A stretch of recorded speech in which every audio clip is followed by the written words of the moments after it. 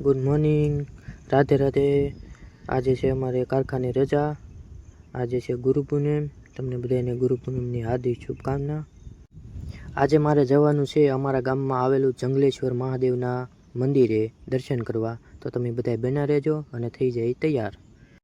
આપણે તૈયાર થઈને નીકળી ગયા મંદિરે જવા માટે.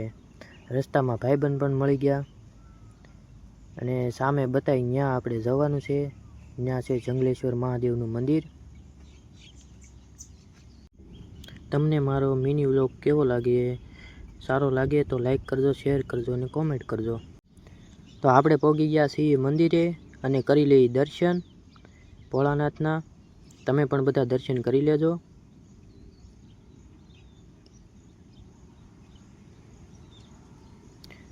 આપણે ભોળાનાથના દર્શન કરી લીધા અને જવાનું છે બીજા સ્થાને.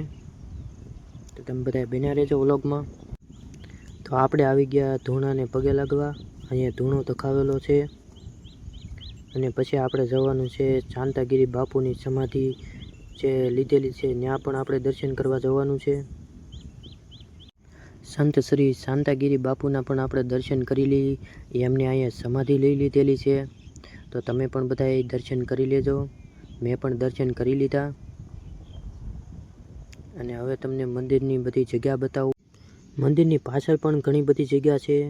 ગુરુ પૂનમના દિવસે નાના બાળકોને બટુક ભોજન કરાવે અને સત્યનારાયણ ભગવાનની કથા પણ હોય. અને આપણા ફોલોવર પણ મળી ગયા.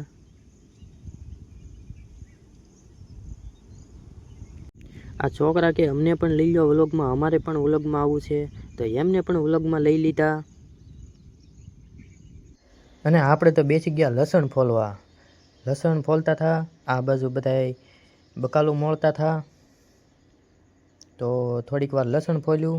લસણ ફોલીને આપણે વહી આવ્યા ઘરે, કેમ કે આપણે જવાનું હતું બહાર. ફોન આવ્યો હતો એટલે વહી આવ્યા.